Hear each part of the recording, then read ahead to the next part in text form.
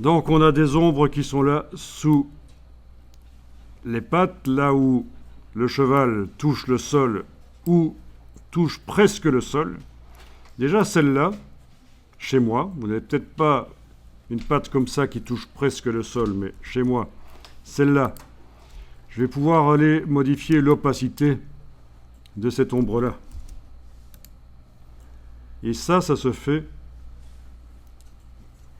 pour le calque qui est activé avec le curseur opacité. Juste parce que ça paraît un peu plus logique. La patte n'est pas parfaitement sur le sol, il y a de la lumière qui vient parasiter l'ombre que la patte fait. C'est une ombre moins forte. Mais regardez la suite, et ça vous allez faire. Je reprends ça. Donc ça s'active tout seul. Je vous rappelle le calque, si vous avez enclenché pour l'outil de déplacement, sélection automatique, calque. OK. Alors, avec la touche Alt, je vais déplacer ici. Si vous n'avez plus celle du dessus, il va falloir faire au départ d'une des ombres existantes. Le calque, je diminue son opacité.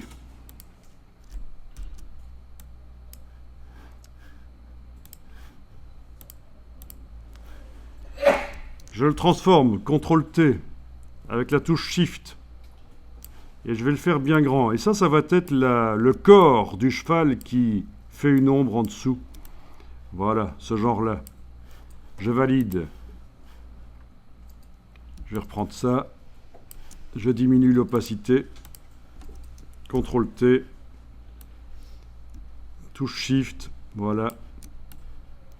Et ça va être encore plus réaliste si vous faites une grande ombre plus claire, comme ça. Deux taches comme ça, sous le cheval. Allez-y.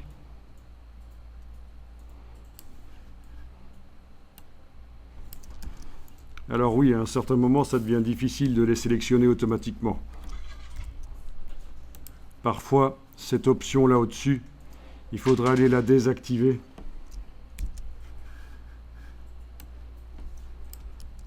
Pour arriver à sélectionner la bonne ombre manuellement en cliquant sur le calque. Quoi qu'il en soit, vous êtes arrivé à faire une ombre réaliste. Celle qui reste là au-dessus, elle ne nous intéresse plus. On peut enlever l'œil en face du calque. Enlever l'œil en face du calque pour ne plus voir celle qui est au-dessus du cheval. Vous enregistrez le fichier quand c'est bon.